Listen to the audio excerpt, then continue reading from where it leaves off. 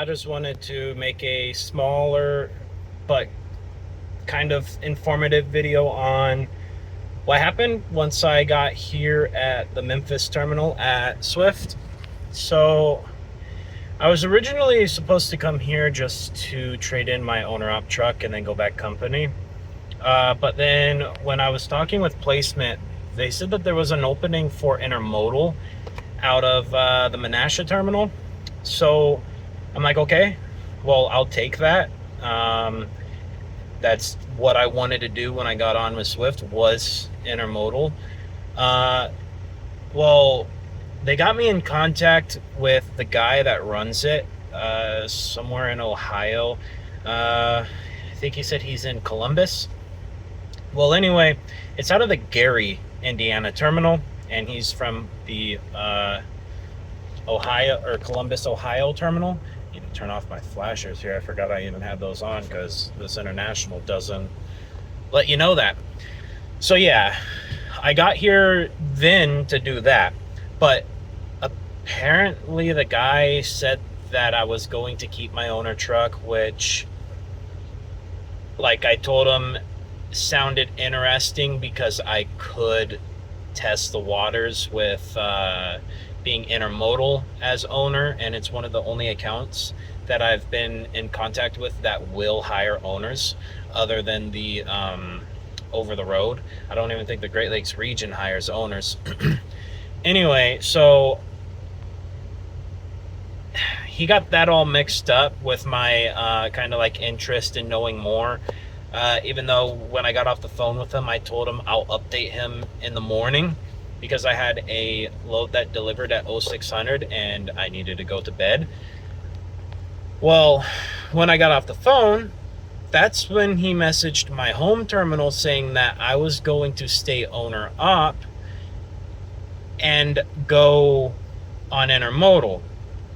So when I called my home terminal when I got here in Memphis, they're like, weren't you staying owner? I'm like, no, I never said I was staying owner. I'm literally in the process with a recruiter right now to go company and not stay owner.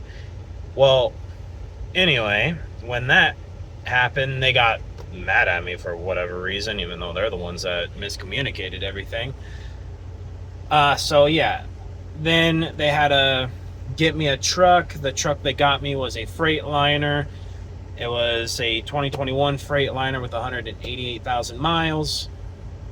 Well, happened to be based out of Fontana, that Freightliner. Well, obviously they're not going to give me a Freightliner and take it to Gary, Indiana, and or go Intermodal.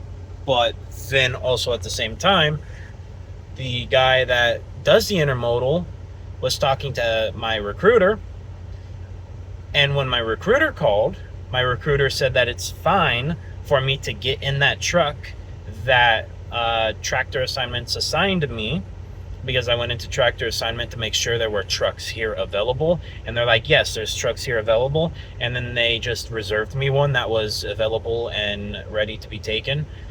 Well, so then I got a call saying, oh, well, you're not going through the right channels, you're not this, you're not that. I'm like, I went through every single channel that I was supposed to go through. It's just I have to go through 14 different departments just to be able to get information and also to be able to switch, because I'm in the process of switching from owner to company, and then also my account from OTR to regional intermodal.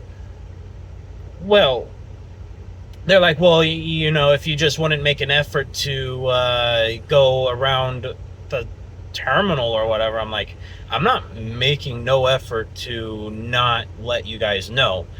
I'm contacting the Intermodal guy because that's the account I'm interested in. I contacted a recruiter because it's a rehire process, which is absolute BS. It's not a rehire. You're whatever. That's completely for a different video.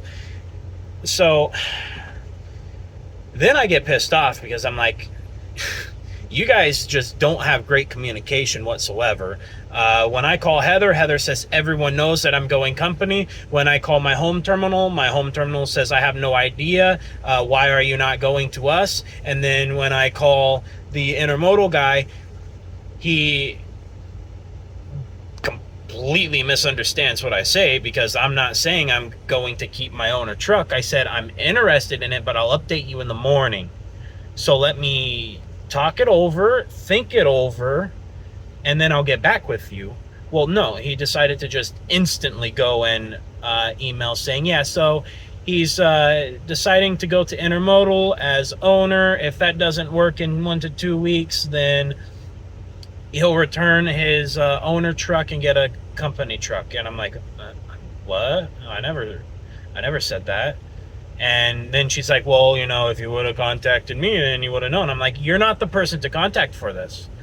The person to contact for changing my account is the account that I'm going to, and I let you guys know once I contacted them that that's where I was going. And I put it through on the ELD, so then there's proof. Well, they wanted to have an attitude about it, which is kind of pathetic. So I just get off the phone, and then, yeah, now I'm in an International, a 2021, like the Freightliner, but this one has 340,609 miles, and honestly, it's a piece of crap. Like, for example, like, that just kind of does its own thing. The seats, I could literally take off, like this passenger seat over here, this driver seat here, I could just pull it up and it comes right off. Like when I'm sitting on it, it's moving all over the place. It didn't have a mattress, so I stole the freaking mattress out of the Freightliner.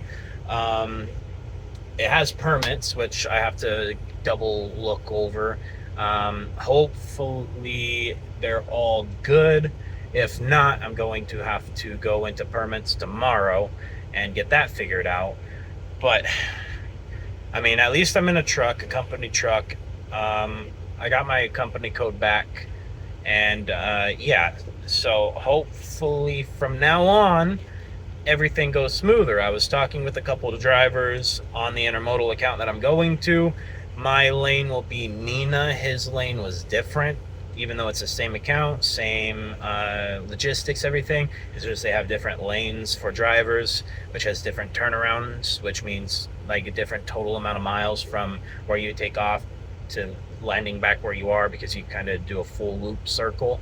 And then you get like local runs as well sometimes, which they pay you a flat $40 plus your mileage of 62 cents per mile. It might be 65, but I think it's 62 cents per mile. But yeah, anyway, hopefully that goes better. And I guess I'll have an update once I get on the account, get my first load, everything like that.